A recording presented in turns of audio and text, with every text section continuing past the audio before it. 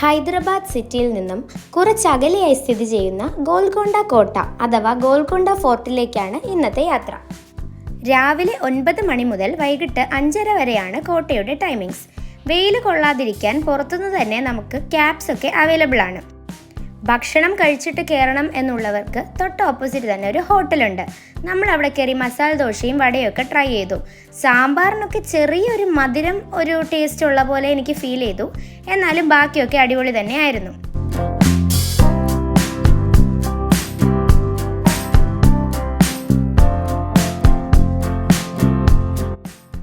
പന്ത്രണ്ടാം നൂറ്റാണ്ടിൽ കാകതീയ രാജവംശം മണ്ണുകൊണ്ട് നിർമ്മിച്ചതാണ് ഈ കോട്ട.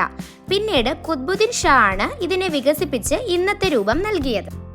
ഇന്ത്യൻസിന് 25 റുപ്പീസും ഫോറിനേഴ്സിന് 300 റുപ്പീസുമാണ് ഇവിടുത്തെ എൻട്രി ഫീ.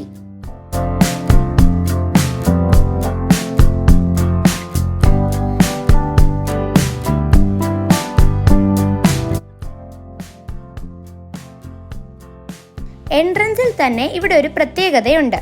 ഫറ്റേ ദർവാസ എന്നാണ് അറിയപ്പെടുന്നത്. ഇവിടെ നിന്ന് ക്ലാപ്പ് ചെയ്താൽ കോട്ട മൊത്തം ആ സൗണ്ട് കേൾക്കാൻ പറ്റും. അന്നത്തെ കാലത്ത് വജ്ര വ്യാപാരത്തിനായി ഉപയോഗിച്ചിരുന്ന കോട്ടയാണിത് എന്ന് ചരിത്രം പറയുന്നു. കൊഹിനൂർ ഡയമണ്ട് പോലുള്ള രത്നങ്ങൾ പോലും ഇതിന്റെ പരിസര പ്രദേശങ്ങളിലുള്ള മൈനുകളിൽ നിന്നാണ് ലഭിച്ചതെന്ന് വിശ്വസിക്കപ്പെടുന്നു. യുദ്ധത്തിനാവശ്യമുള്ള ആർമറീസ് ഒക്കെ സൂക്ഷിച്ചു വയ്ക്കുന്ന സ്ഥലമായും ഇത് കരുതപ്പെടുന്നു.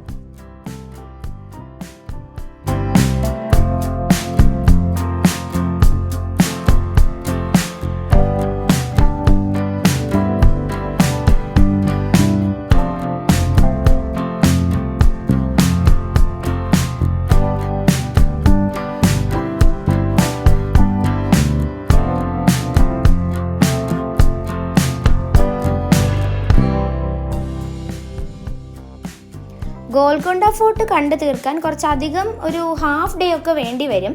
കുറച്ച് ഏരിയ എത്തുമ്പോഴത്തേക്ക് നമുക്ക് ഇങ്ങനെ വ്യൂ ഒക്കെ കാണാൻ പറ്റും. അവിടെ ഒരു പോണ്ട് പോലത്തെ ഒരു ഏരിയ ആയിരുന്നു. ഇത്രയും സ്റ്റെപ്സ് ഇനി കവർ ചെയ്ത് കയറി തീർത്തിട്ട് വേണം നമുക്ക് മേലോട്ട് എത്താൻ. അവിടെയാണ് ദർബാർ ഹാൾ ഉള്ളത്.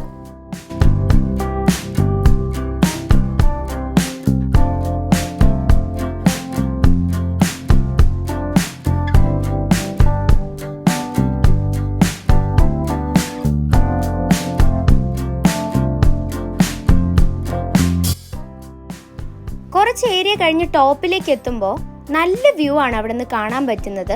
പിന്നെ നമ്മൾ പോയ ക്ലൈമറ്റ് നല്ലതായിരുന്നു. അധികം മഴയുമില്ല വെയിലും ഇല്ല. അതുകൊണ്ട് തന്നെ നല്ല ക്ഷീണമൊന്നും ഇല്ലാണ്ട് ഫുൾ കവർ ചെയ്യാൻ പറ്റി. ഈ ഗോൽക്കൊണ്ട ഫോർട്ടിൻ്റെ പേരിന് പുറകെ ഭയങ്കര ഇൻട്രസ്റ്റിംഗ് ആയിട്ടുള്ളൊരു സ്റ്റോറി ഉണ്ട്. ഒരു ഷെപ്പേർഡ് ബോയ് ആണ് ഈ ഹില്ലിൻ്റെ മേലെ ഒരു ഐഡിയൽ അല്ലെങ്കിൽ ഒരു വിഗ്രഹം കണ്ടുപിടിച്ചത്. അങ്ങനെ അവിടുത്തെ രാജാവ് അതിന് ചുറ്റിനും ഒരു മണ്ണ് കൊണ്ടൊരു ഫോർട്ട് പണിയുകയായിരുന്നു. അങ്ങനെ അതിന് ഷെപ്പേർഡ്സ് ഹിൽ അഥവാ തെലുഗുവിൽ അതിനെ പറയുന്നത് ഗോളകൊണ്ട എന്നായിരുന്നു. അങ്ങനെയാണ് ഗോൽക്കൊണ്ട ഫോർട്ടിന് പേര് ലഭിച്ചത്.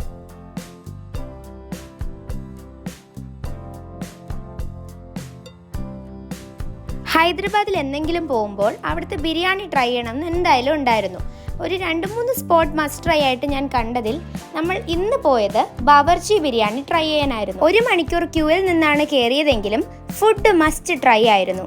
Biryani one of the best biryani. Quantity wise ആണെങ്കിലും ടേസ്റ്റ് വൈസ് ആണെങ്കിലും നല്ലതായിരുന്നു. അതിനുശേഷം നമ്മൾ പോയത് ബിർള മന്ദിറിലേക്കായിരുന്നു.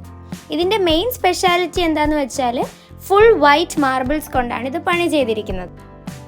ടെമ്പിളിൻ്റെ അകത്ത് ഫോൺ അലൗഡ് അല്ലായിരുന്നു. അതുകൊണ്ട് തന്നെ അകത്തേക്കൊന്നും ഫോൺ എടുത്തില്ല. ഇവിടുത്തെ മെയിൻ പ്രതിഷ്ഠ എന്ന് പറയുന്നത് ലോർഡ് വെങ്കടേശ്വരയാണ്. അതിന് കൂടാതെ തന്നെ ലോർഡ് ശിവ, ഗണേശ, സരസ്വതി പിന്നെ ഹനുമാന്റെയും അവിടെ ഉണ്ട്. ഫുള്ളായിട്ട് വൈറ്റ് മാർബിൾസും വൈറ്റ് ഒരു ഇതായതുകൊണ്ടായിരിക്കും ഭയങ്കര പോസിറ്റിവിറ്റി ഫീൽ ചെയ്തു അതിൻ്റെ അകത്ത് കയറിയപ്പോൾ. പിന്നെ രാമായണത്തിലുള്ള ആണെന്ന് തോന്നുന്നു. ചില സ്റ്റോറീസൊക്കെ അവിടെ അവർ ഡിപ്പിക്റ്റ് ചെയ്തിട്ടുണ്ടായിരുന്നു.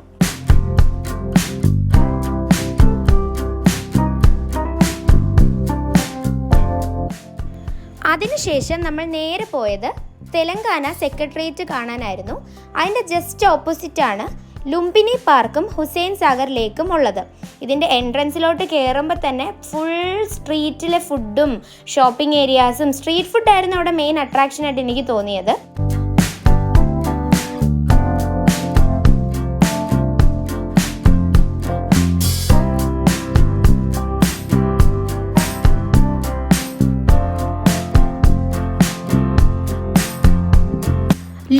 പാർക്കിലെ ലേസർ ഷോ കാണാൻ പറ്റും.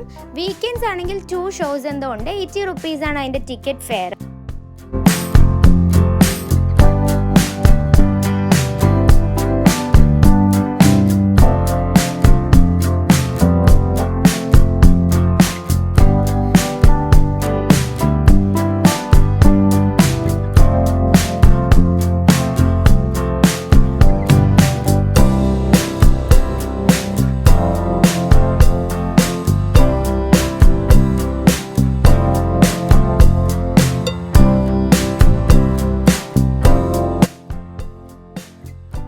അങ്ങനെ അവിടെ നിന്ന് ഇറങ്ങിയപ്പോഴത്തേക്കും ഹൈദരാബാദിൽ മഴയും പെയ്ത് ഫുൾ വെള്ളപ്പൊക്കമായിരുന്നു.